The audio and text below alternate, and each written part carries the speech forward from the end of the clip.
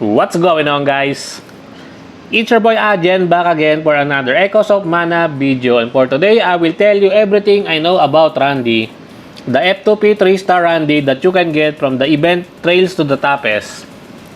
Randi is a 3-star wind spear user. As of now, we don't know if it's a bug or if it's intentional, but when you awaken Randi into 6 stars, some of his stats got lower. Just take a look at this screenshot of mine.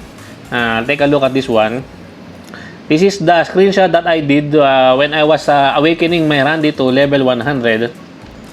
So as you can see here, Randi's HP, Con, Spirit, and Luck all got lowered when you awaken him to level 100. This is the first time I saw something on a game where if you raise them up, their stats gets lowered. It doesn't make sense unless it is tied to some lore BS. So to everyone who hasn't awakened the Randi yet, hold on to it for a while so you can save some awakening orbs for other units that you want to awaken. Randi has a very low stat comparable to a 1-star unit. If you will compare Randi and the MC stats, they are somewhat identical, and the MC has an advantage over the strength stat. As you can see here, the MC has a 560 while Randi only has 526, and most of their stats are almost identical. I know Randi is a well per unit, but man, having this very low stat is not appealing. You can always argue that every unit is viable as long as you raise them and gear them up, but I was kinda hoping Randi would at least be a powerful 3-star since you can easily max him out. Don't get me wrong here, guys, he is okay but not as quite as I expect him to be. Randi's special technique has an okay 6-hit combo, but the multiplier is kinda low at 2625% at max level. It is second to the lowest damage multiplier out of all the units in the game, the lowest being 2437.5% from Lekius. So where did I get this damage multiplier? It is here in the database. As you can see here, 2625% at max level. The lowest out of all the units is from Lekius. As you can see, 2437.5%. Randi's skills are both damaging skills. Twirling Triple Thrust has a 3-hit combo with 1375% damage multiplier, and Whirling Spear has a 2-hit combo with 900% damage multiplier, as you can see here. Both considered at max level. In my honest opinion, using Twirling Triple Thrust is way better than using the Whirling Spear since with 3 uses of Triple Thrust, your ST gauge will already be at 100%, while if you spam Whirling Spear, you need to use it 4 times for your ST gauge to be at 100%. So how do I know this one? As you can see here, there's this tab here with the ST gain. This is how much you gain from using your active skill. So for using Triple Thrust, you gain 35 points, and you only need 100 points to fill your gauge to 100%. So using this one 3 times will net you 105%. So your ST gauge will be at 100% by using this one 3 times. But for Whirling Spear, this is only 25 per uses. So you will need to use this one 4 times. And my god, guys, Randi's active skills and special technique skills are kinda a bit slow. Yes. In comparison to Riz, Randi is very slow. He is a very slow attacker. That is one of his downsides, and one of the things that I am turned off from him because of his very slow attack animation.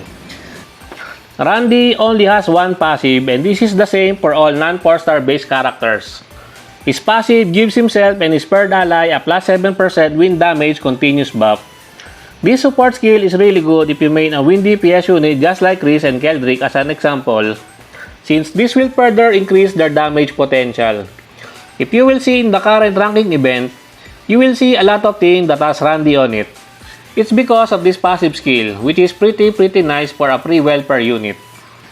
Moving on with the gear recommendations, there was this argument between Balsena set or the Silk set on which one is better for a wind physical DPS unit.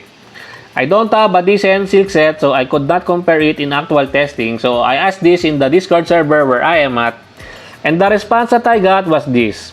So I will quote, "It varies according to enemy constitution as well as with how much strength you have from gear substats and accessory main stats. Reese in particular also fucks with the calculations because the damage she gets from her charger buff is not amplified by Balsena set but it is amplified by the Silk set. All strength percent effects are additive. Reese charger buff is a strength percent bonus, just like accessory main stat and Balsena set bonus. They do not multiply together. Strength percent does not multiply plot strength from gear. It only applies to the base plus memory gem. The Balsena set can still win if you face enemies with very high constitution. Take note on this one, guys. Balsena set can still win if you face enemies with very high constitution. But the Silk set wins most of the time, including against low constitution enemies such as the ranking event boss, which is Raxa. All of these are credits to GigaFreak for this very useful information. And now for the recommended accessories, just go for the Oak set since it is stamina efficient since you farm them from the main story and use your yellow stamina. Strength percent, plot strength, and luck are the go-to stats for any physical DPS. It just takes a very long grind to get decent gear stats since it is all RNG and depends on your luck when upgrading them. Moving on to Randy's memory gem recommendations, 4-star aim for the Win Acorns is best in slot for any Win physical DPS unit in Upset. I don't have it so I can show it here. 4-star Sword from Above, the one I have here, is still one of the best universal memory gem for any physical DPS unit. For some budget recommendations, the 3-star Seekers of Mana is a good stat stick memory gem as it has luck stat on it. I don't have it also so I can show it here. Just see it in the database, it is there. 3-star Victory High 5 from his own event, this one, is a pretty decent stat stick and has a very niche passive since it only works on magical enemies. But if we happen to have a magical boss in the upcoming ranking events, then this memory gem is gonna see some uses. Another budget recommendation is this one, the 3-star All I Have Left, is also pretty decent since it increases your special technique damage.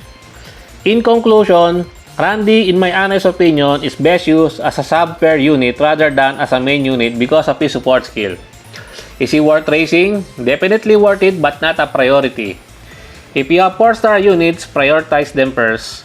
But if you like Randi and want to use him as your main unit, then feel free to do so. Again, every unit in the game is viable if you race them and gear them up properly. Randi as a standalone unit is just an okay unit. If only he has some form of utility outside of his support skill, then he might be good but all he has on him is damage.